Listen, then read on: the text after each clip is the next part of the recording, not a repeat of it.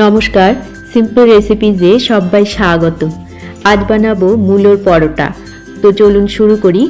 মূলোর পরোটা বানানোর জন্য নিয়েছি 500 গ্রাম মূলো। মূলোটার খোসা ছাড়িয়ে পরিষ্কার করে ধুয়ে নিয়েছি। এবারে মূলোটাকে গ্রেট করে নেব। সবগুলো মূলো আমি গ্রেট করে নিলাম। এর মধ্যে দিয়ে দেব 1 টেবিল স্পুন লবণ, 1 মুঠো ধনেপাতা কুচি, মেখে নেব।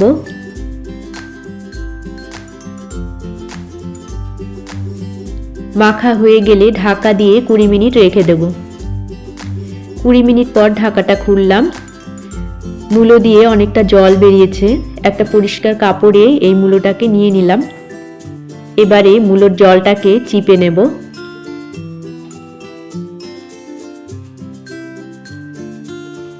মূলোর জলটাকে বের করে নিয়েছি।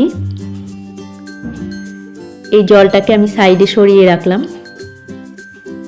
2 কাপ আটা নিয়ে নিলাম। এর মধ্যে দিয়ে দেব 2 টিস্পুন সাদা তেল। তেল আর আটাটাকে মিশিয়ে নেব।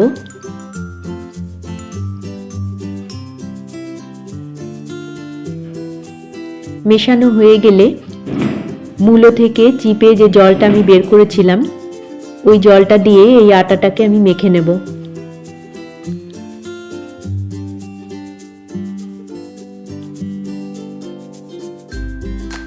অল্প অল্প করে মূলোর জল দিয়ে আমি আটাটাকে মেখে নেব।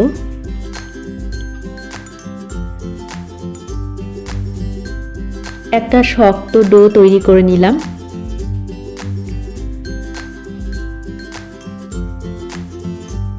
ঢাকা দিয়ে 20 মিনিট রেখে দেব। পুরটাকে তৈরি করে নেব। একটা প্লেটে মূলোটাকে নিয়ে নিলাম। এর মধ্যে দিয়ে দেব 1 টিস্পুন চিলি ফ্লেক্স, 1 টিস্পুন আমচুর পাউডার, 1 টিস্পুন গ্রেট করা আদা, 1 টেবিল স্পুন ছাতু, 1 টিস্পুন জোয়ান হাতে ক্রাশ করে দিয়ে দিলাম। সবকিছু ভালো করে মেখে নেব।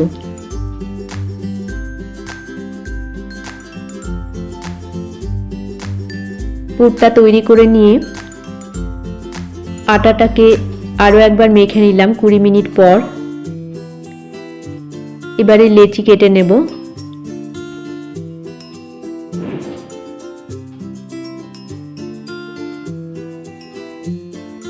8টা লেচি হয়েছে আমার, যে পরিমাণ আটা আমি নিয়েছিলাম।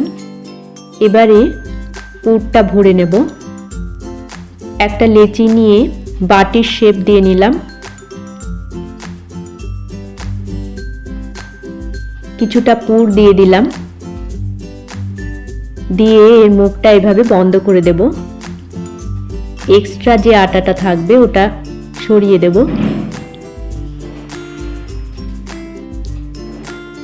একইভাবে সমস্ত লেচিতে আমি পুরগুলো ভরে নেব। এবারে পরোটা বেলে নেব। প্রথমে একটু হাত দিয়ে প্রেস করে নেব ওপরে, তারপর হালকা হাতে পরোটা বেলে নেব।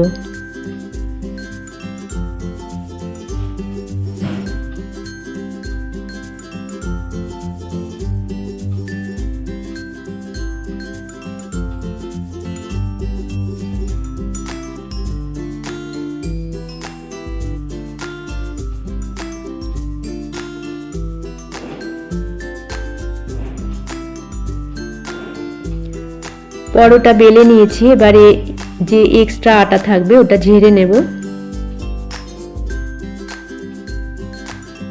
প্রথম পরোটা আমার তৈরি হয়ে গেছে। একইভাবে সমস্ত পরোটা আমি বেলে নিলাম। এবারে পরোটা ভেজে নেব। গ্যাসে একটা তাওয়া বসিয়ে দিয়েছি। তাওয়াটা গরম হলে একটা পরোটা দিয়ে দিলাম। পরোটা শুকনো ভেজে নেব। প্রথমে শুকনো ভাজা হয়ে গেলে 2 চামচ ঘি দিয়ে দেব।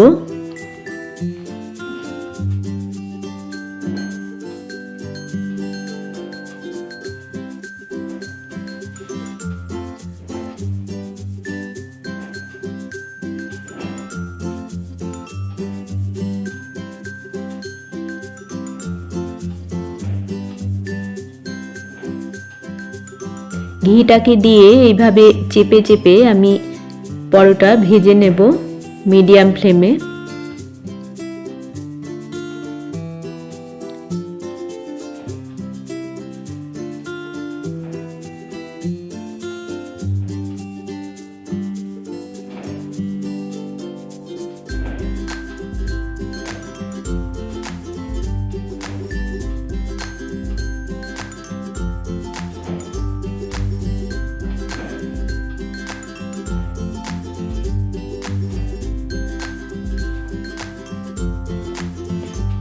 প্রথম পরোটা ভাজা হয়ে গেছে, আমি পরোটা তুলে রাখলাম। আরও একটা পরোটা দিয়ে দিলাম। একইভাবে শুকনো ভেজে নিয়ে একটু ঘি দিয়ে পরোটা ভেজে নেব।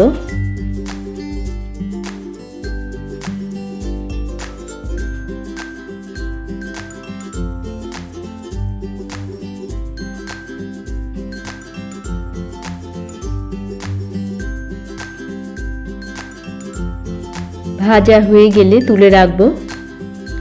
একইভাবে সমস্ত পরোটা আমি এইভাবে ভেজে নিলাম।